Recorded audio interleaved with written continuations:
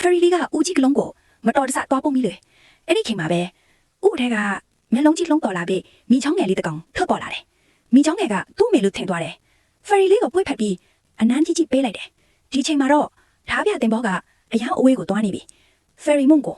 ပြန်ယူဖို့ကြိုးစားကြတော့မယ်ဒါပေမဲ့ Fairy လေးတွေရဲ့တောင်ပန်တွေရေဆိုနေတော့မပြန်နိုင်တော့ဘူးအဲ့ဒါကြောင့်မိချောင်းဥခွင်ကြီးကိုတင်ဘောလေးထိပြုတ်လို့ပြီးဓားပြတင်ဘောကိုလိုက်ဖမ်းဖို့ထွက်သွားကြတယ်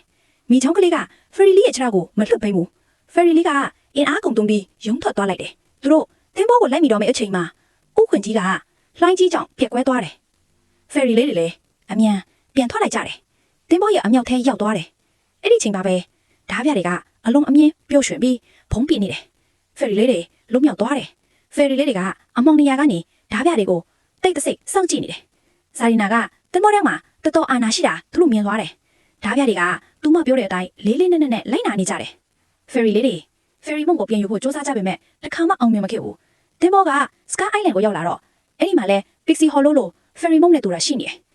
ဇာရီနာကအပြာရောင် Fairy မုံကိုသုံးဖို့ပြင်နေတယ် Fairy တွေအရွက်တော့မှလုတ်ဆောင်ဖို့အချိန်စောင့်နေတယ် Fairy ကပြားတစ်ကောင်ကြောင့်တော်တော်လေးစိတ်ဖိစီးသွားတယ်အဲ့ဒါကြောင့်တတိမထားမိပဲຫນွေပင်ကိုထိသွားတယ်ຫນွေပင်ကကြီးလာပြီး Fairy လေးတွေကဓားပြားလေးစီရောက်သွားတယ်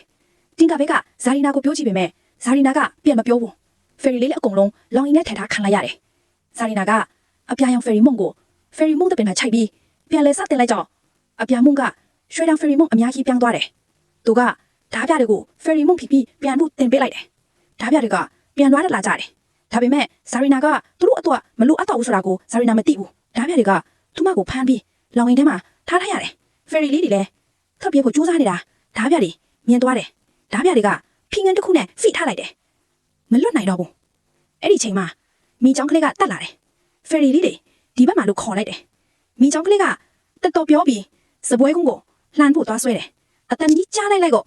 ဟင်းချန်ကြီးတွေနဲ့ဓားပြကလည်းလှဲ့လာတယ် Fairy လေးတွေလည်းအညာထွက်ပြေးသွားကြတယ်